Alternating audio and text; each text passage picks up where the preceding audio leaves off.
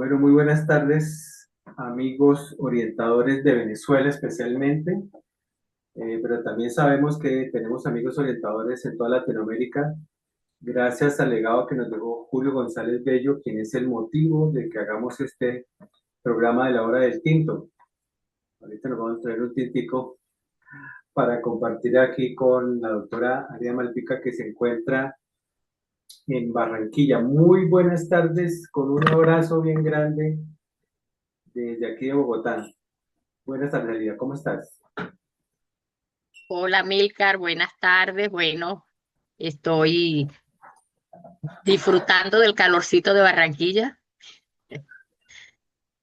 y realmente, bueno, emocionada de este momento que vamos a vivir.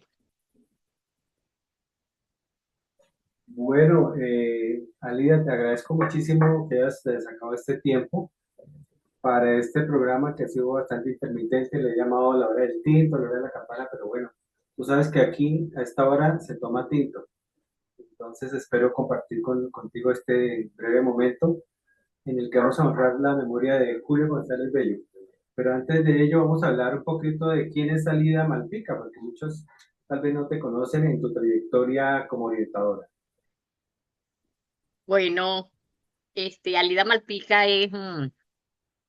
o fue y sigue siendo profesora en la Universidad de Carabobo, orientadora en ejercicio con muchos años de experiencia que he pasado, he vivido en todos los niveles educativos, primaria, secundaria y en la universidad, formando orientadores en la Universidad de Carabobo. Qué bien, Alida, toda esa... Investigadora, Sí, investigadora y productora de de 3 libros y muchas ponencias a nivel internacional. bueno, Alida, realmente el tiempo va a ser corto para hablar de tantas cosas, tantas experiencias.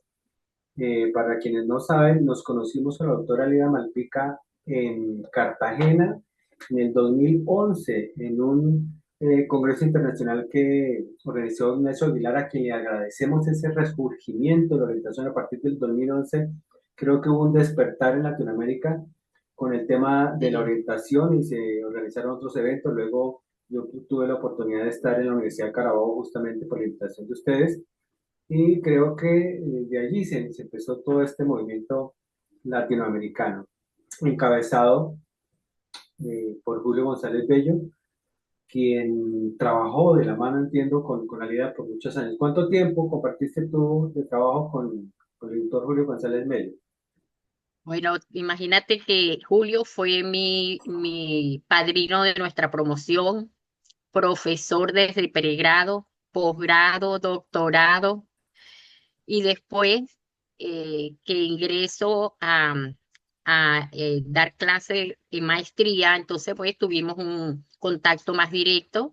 Desde ahí comenzamos a realizar los congresos mundiales de orientación y asistir. Y bueno, todos los eventos que se hacían, pues Julio estaba ahí presente en cada uno de esos eventos. Realmente es desde hace muchísimos años, te puedo hablar que desde el año 85 por ahí, Qué son bien, muchos años. sí, bueno. En este programa es un programa introductorio porque pues yo voy a presentar una ponencia a un congreso en Venezuela, justamente un congreso venezolano internacional, y voy a presentar la ponencia que he denominado Modelo Existencial de Orientación Transicional Confluente para el Desarrollo a Escala Humana en memoria de Julio González Bello.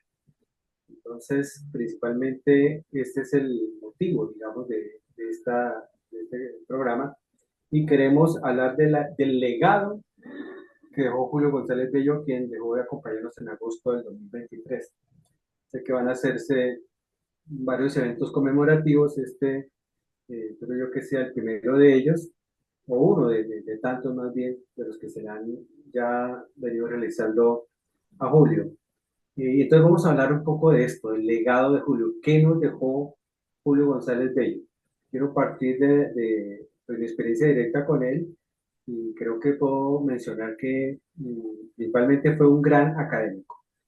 Creo que el más académico de los Sí. orientadores que han dejado un registro escrito de su pensamiento. Y ese pensamiento empezó por ese gran interés de unir a Latinoamérica en torno al tema de la orientación. Y por otra parte, su gran preocupación por generar teorías originadas aquí en el sur global, aquí en países latinoamericanos en donde se trabaja bajo la bandera de la orientación desde México, hay que mencionar mucho a México, al doctor José Nava Ortiz en Costa Rica, muchos orientadores que trabajan cotidianamente en este tema, República Dominicana, Arelis González, entre ellas. Eh, Seguimos bajando y encontramos Panamá, donde tenemos muchos colegas que trabajan en este tema. En Colombia, obviamente, Venezuela, aunque Ecuador y Perú no tienen propiamente la figura del orientador, sino más bien la del psicólogo, pues también hacen un trabajo muy relacionado con este tema. Obviamente seguimos bajando por toda la cordillera de los Andes y nos encontramos con Chile, colegas chilenos que, a los que les agradecemos muchas cosas, y entre otras cosas, Chile es importante para nosotros por este autor, conocido como Manfred Magnier, también ya desapareció hace un par de años, que nos dejó la teoría del desarrollo a escala humana, sobre el cual está basado este modelo existencial de orientación transicional confluente, que era el sueño, uno de los grandes sueños que tenía Julio para nosotros. Obviamente, seguimos bajando y nos encontramos con Argentina, Uruguay, Brasil, primer país en Latinoamérica en donde se empezó a desarrollar este tema de la orientación. Pero bueno, cuéntanos un poco más de tu experiencia cercana con Julio, además de maestro, tutor. ¿Qué crees que le dejó a la Universidad de Carabobo Julio González Bello en su experiencia profesional? Bueno, Julio estuvo presente en todos los cambios curriculares que se hicieron de la carrera de la mención orientación y fue realmente un promotor, fue un animador, él siempre nos conducía pues para que nosotros eh, que hiciéramos más a la orientación, con su legado, con su forma de él, de su forma de ser, siempre nos motivaba a participar en los eventos, a investigar. Y realmente, pues, ese grupo de colegas que estuvimos con él, pues, preparábamos varias investigaciones para darlas a nivel internacional. Entonces, además, como amigo, como compañero de trabajo, como persona, pues que siempre estaba ahí presente asesorándonos a nivel de toda Venezuela. Asistía a todos los eventos nacionales y siempre estaba presente sus investigaciones, sus aportes. Realmente, pues, para nosotros fue el padre de la orientación de Carabobo. Él estuvo pues en todos los momentos de la carrera y hasta el último momento se reunía con los orientadores para darles pues esa motivación, porque realmente a veces nosotros este, sentíamos pues que la carrera se iba disminuyendo con menos estudiantes y cuando eso pasaba pues había que motivar y siempre estábamos reuniendo, siempre con una causa y todo el tiempo pues a favor de la orientación. Fue un luchador y nos enseñó eso, ese fue nuestro legado, el legado que nos dejó, esa lucha por mantener en alto la orientación en Venezuela. Muy bien, Alida. Para quienes no conocen un poco de este tema de la orientación, es pertinente destacar que la formación de los orientadores en Latinoamérica es diversa. Países como Costa Rica, República Dominicana, Paraguay, Venezuela, Chile, creo que son los únicos países que tienen una formación específica del orientador a partir de la docencia. Sé que el título de ustedes es docente con especialidad en orientación. ¿Cómo es exactamente la titulación? Sí, bueno, nosotros somos licenciados en educación, mención orientación. Licenciados en Educación Convención y Orientación, que es una especialidad. Muy bien. Eso Sí, sucede en los países que he mencionado, Costa Rica, Panamá, Venezuela, Chile. República Dominicana, pero en otros países, como en Colombia, los orientadores no somos licenciados. Somos convocados por la ley como psicólogos, trabajadores sociales, psicopedagogos, pedagogos reeducativos, inclusive sociólogos, en caso de que los haya, que todavía no conozco el primero, pero digamos lo que la ley nos faculta. Eso tiene unas ventajas y unas desventajas. Unas desventajas en el sentido de la formación específica de la orientación. O sea, lo que es la orientación en esencia, pues yo como psicólogo nunca recibí en mi pregrado una formación específica que dijera, se está formando para ser orientador. Yo me formaba para ser psicólogo. Y eso produce una visión disciplinar. ¿Sí? Obviamente yo empecé a pensar en la orientación desde la psicología, no desde la pedagogía de pronto. Y bueno, eso es importante que lo conozcamos. Esto para introducir el tema de la necesidad de una formación general o internacional que fuera válida para todos los países de Latinoamérica. Sé que ustedes empezaron a hacer algunos contactos con la Universidad José Antonio Páez para el doctorado que actualmente se está desarrollando allí. Cuéntanos un poco esa relación con la Universidad José Antonio Páez y el doctorado que actualmente desarrolla. Bueno, mira, este doctorado en orientación realmente también se empezó a gestar en un momento con el doctor Julio González. Y posteriormente, bueno, esos documentos y esos aportes quedaron ahí. Sin embargo, luego la doctora Omaira Lecire, nuevamente ella es llamada pues en la Universidad José Antonio Páez.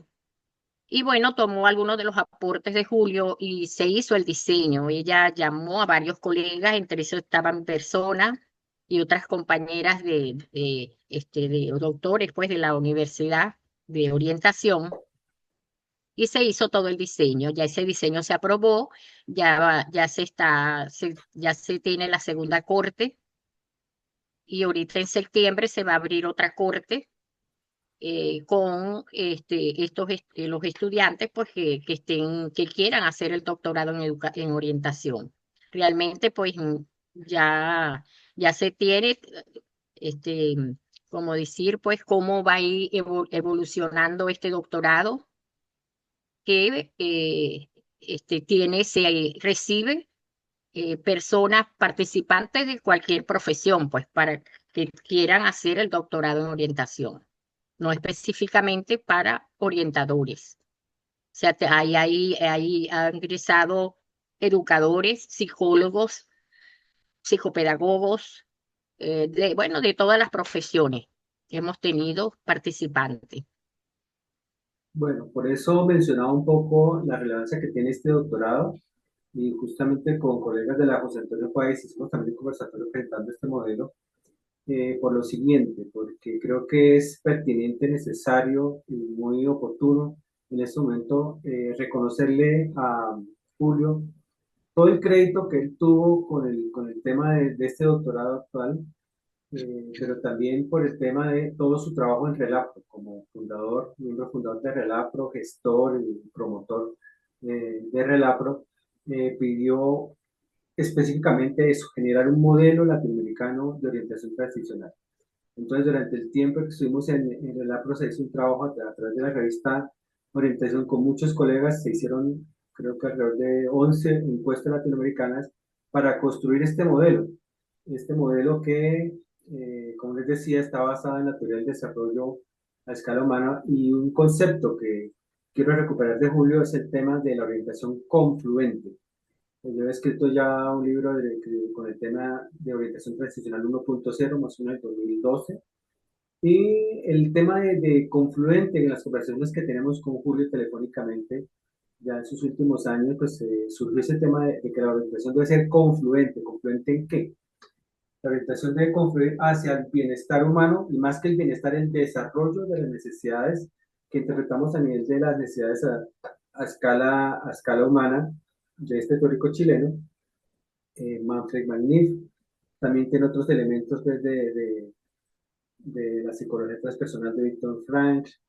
Y Mm. todo esto es una construcción colectiva. Ustedes pueden ver aquí en esta diapositiva que el 20 de julio, 20 de junio, creo que el 2019, del 2019 estuvimos en República Dominicana, Misela Salazar, el doctor José Nava, su esposa, colegas también mexicanas que nos acompañaron en este viaje, haciendo todo este trabajo de recopilar el pensamiento latinoamericano en las ponencias, en los documentos, en los artículos que vamos analizando en la revista latinoamericana de orientación transicional, de orientación y desarrollo humano, eh, orientación, una idea de Silvia de Argentina, un poco el apellido.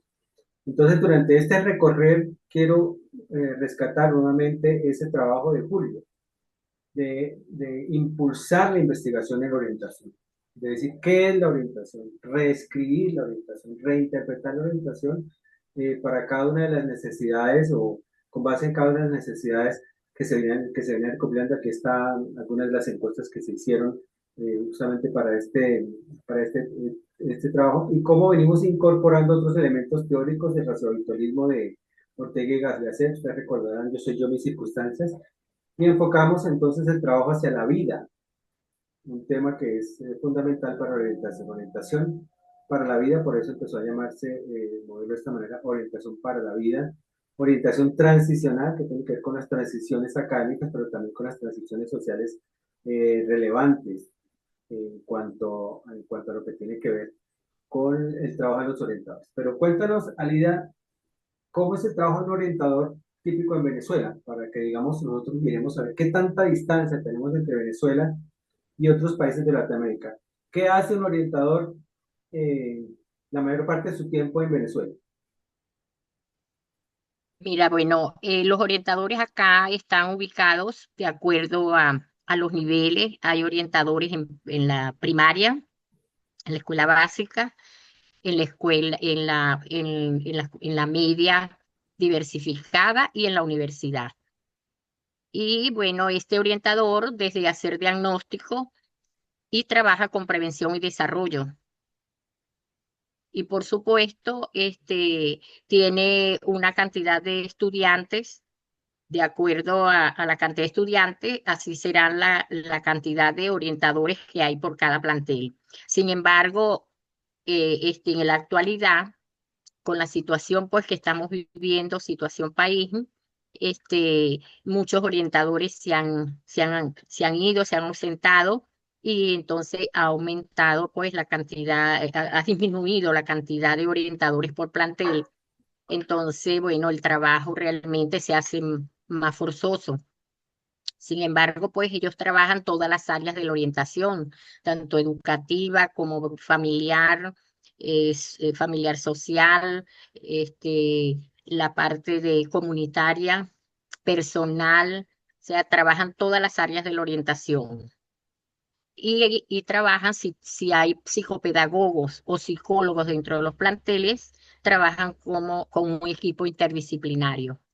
Yo, por ejemplo, mi mayor experiencia fue en primaria y ahí trabajaba, tenía psicopedagoga, entonces pues hacíamos un trabajo en conjunto desde la parte de prevención, la parte asistencial y trabajamos mucho con la comunidad, con la familia y realmente hacíamos un trabajo bien concatenado.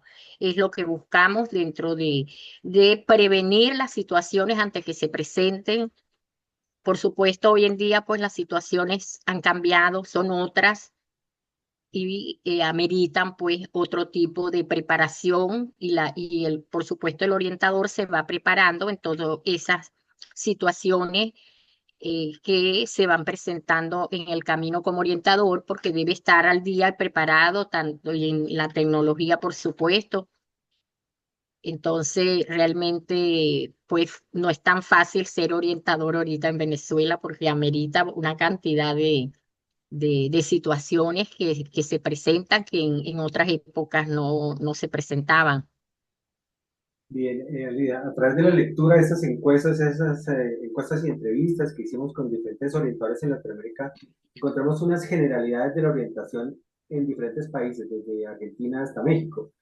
Y una de las realidades que encontramos es que las acciones de la orientación se clasifican en cuatro categorías: acciones de tipo psicológico, más bien de tipo intrapersonal, interpersonal, por el lado del counseling, la consejería personalizada. La línea de lo pedagógico, acciones pedagógicas, obviamente enfocadas a incidir positivamente en el rendimiento académico y en el trabajo con las necesidades educativas diferenciales. La línea sociológica, también hablamos mucho acerca del trabajo social que hace el orientador, no solamente al interior de la comunidad educativa, sino inclusive hacia afuera.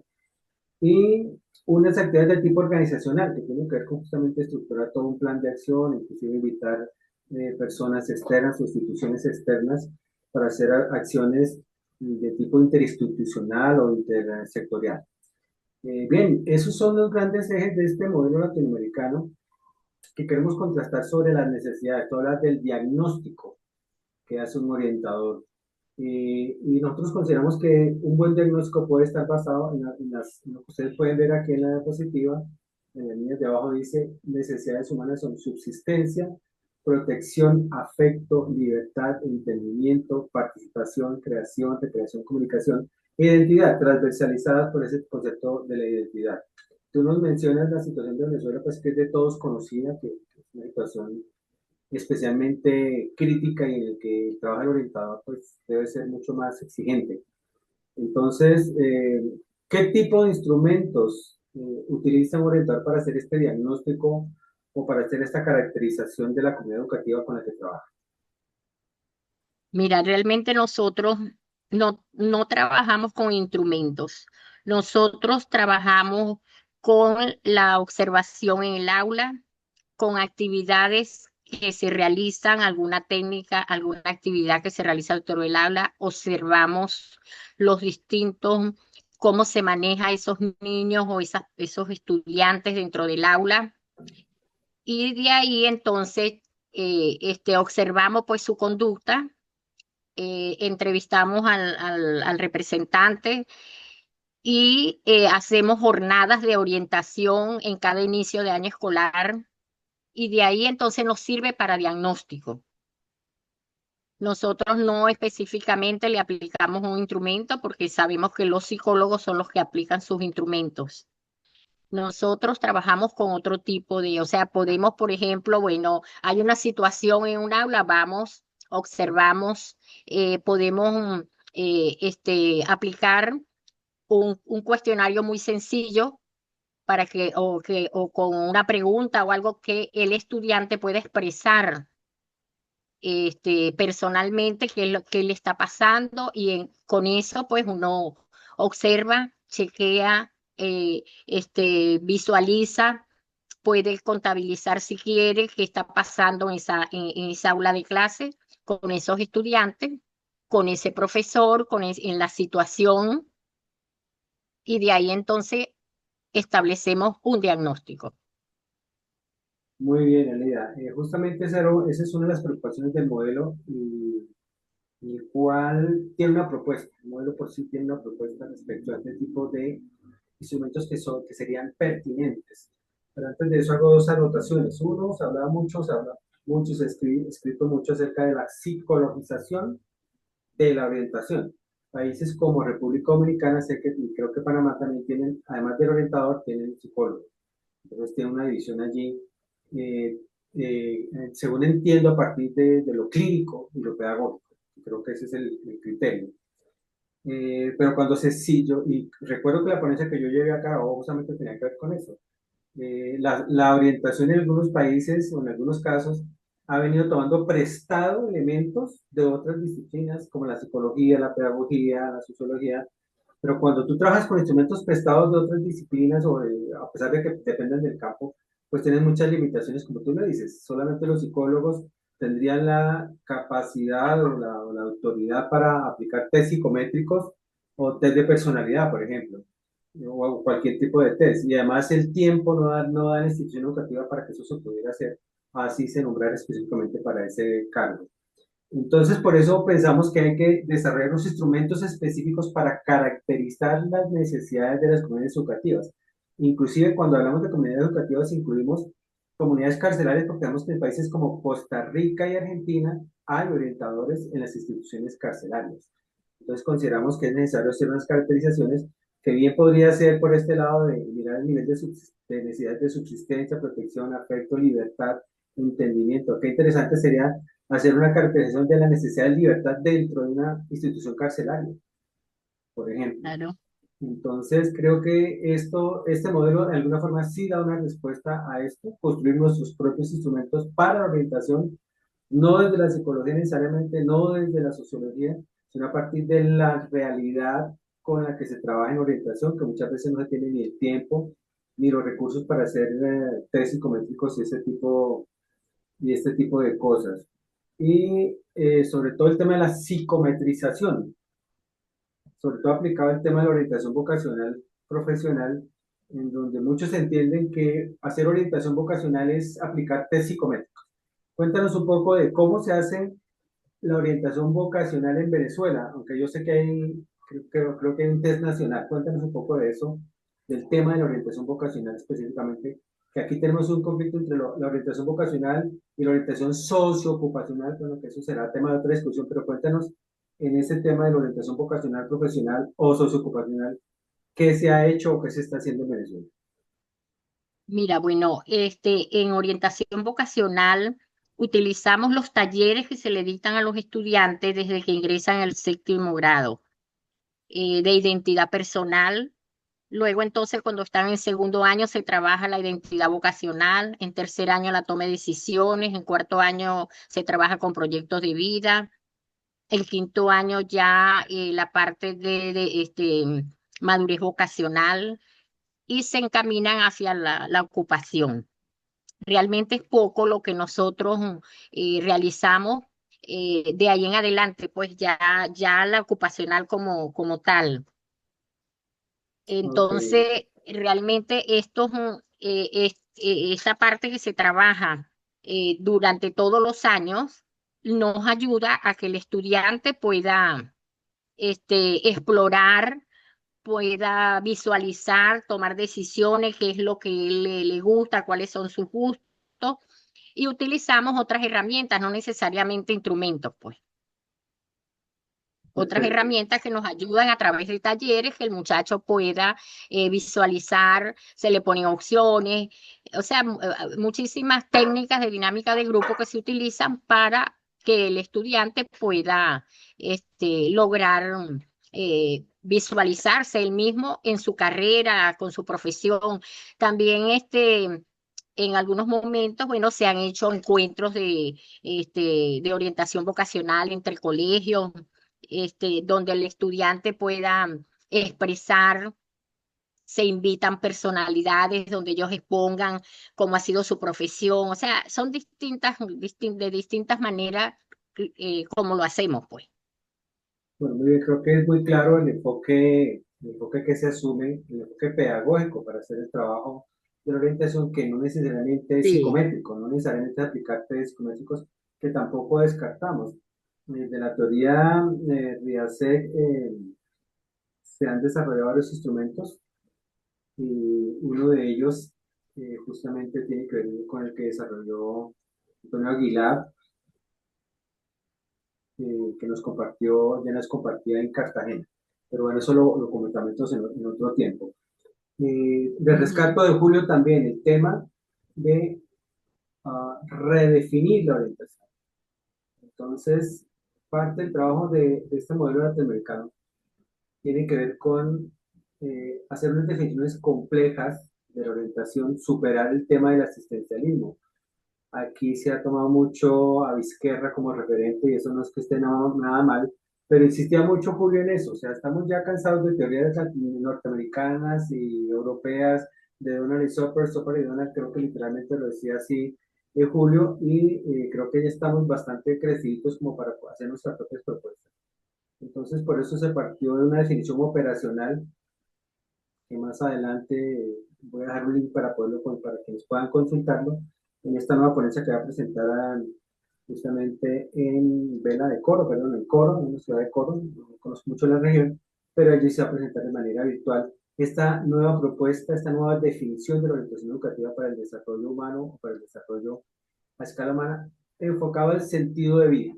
Pues creo que eso es un aporte muy importante que Julio nos deja replantearnos nuestras propias definiciones de la orientación, definiciones operacionales que nos permitan avanzar hacia la orientación como ciencia y no la orientación como una técnica, que es lo que estamos viendo de pronto en Colombia, donde se ha entendido que la orientación es un tecnicismo, es un tema de remitir alertas, de registrar situaciones y cumplir con protocolos. Entonces creo que nos estamos quedando bastante cortos con el tema de todo lo que la orientación se puede dar.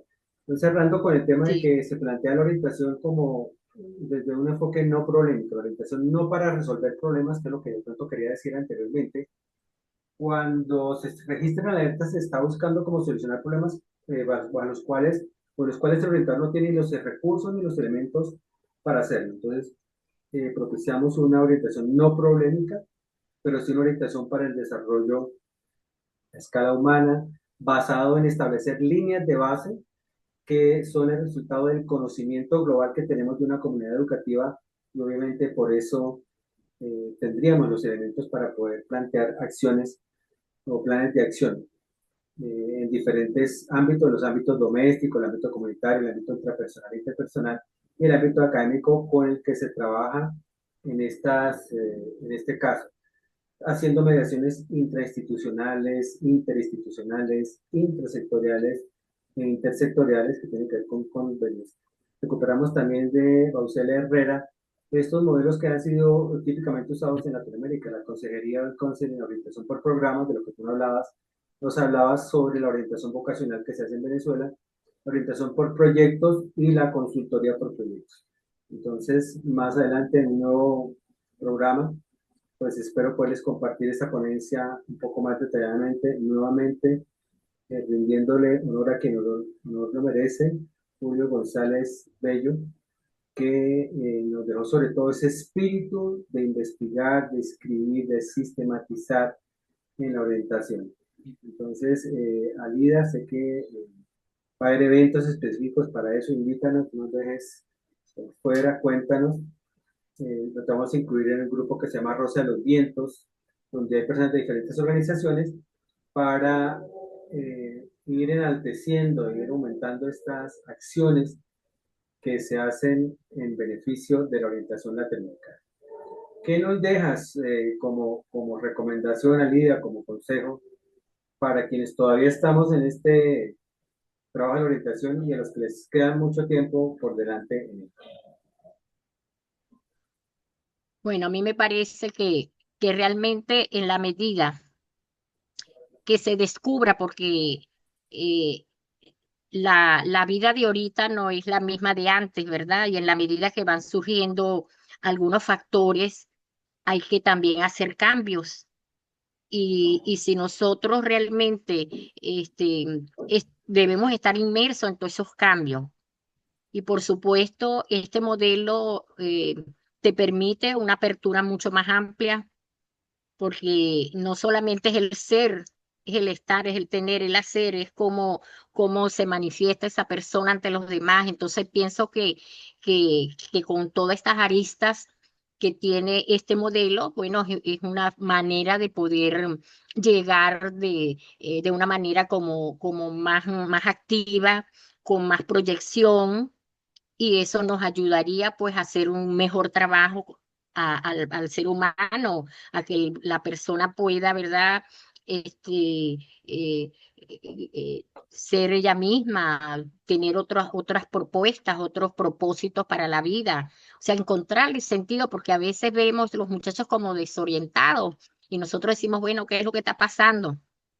Entonces, realmente en estos momentos, quizás es cuando es más prioritario, se hace más necesario de que este modelo pues se lleve a cabo.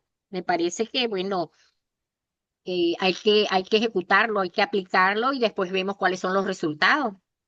Creo Debe que es ser muy, siempre sí, hacia la mejora, sí, claro que sí, encaminados hacia Alida. eso. Ajá. Muy sabia tu recomendación. Obviamente hemos tenido críticas inclusive de varios países sobre este modelo, pero cuando un modelo no se ha implementado, pues difícilmente se puede evaluar. Pero tú le has apuntado Claro, justamente al corazón principal de la propuesta y es el sentido de vida. ¿Sí? Creo que ese es un tema central. del modelo, apuntarle a claro, cómo la orientación contribuye a que el estudiante le encuentre sentido a la vida académica laboral. Aquí tenemos la situación de muchos estudiantes que les gusta mucho venir a estudiar, pero porque pues les dan refrigerio, les dan almuerzo, comparten con los amigos, consiguen novia, o sea, la parte social que es obviamente ya de por sí muy valiosa, pero la academia como tal, tenemos como una crisis aquí yo le llamo coloquialmente el paqueísmo. ¿Para qué estudio matemáticas si existen las calculadoras? ¿Para qué aprendo yo a contar billetes? ¿Para qué aprendo yo inglés si nunca voy a salir del para país? que ¿Como sí. para qué? Entonces, eso es una pregunta por el sentido de la academia. ¿O para qué? ¿Sí? Yo puedo salir a trabajar Sí, vendiendo papas, pues ¿para qué? yo recuerdo, Amílcar, que cuando estaba el boom de la asesoría y consulta en los años 80, yo estaba justamente en esa escuela primaria, pues, y todo era asesoría y consulta. Pero nosotros en Venezuela teníamos la orientación, trabajo por competencia, que llegó en un momento el currículo por competencia. Entonces yo les decía, bueno, pero si se está trabajando con un currículo por competencia, el orientador no debe trabajar entonces con proyectos, debe trabajar por competencia.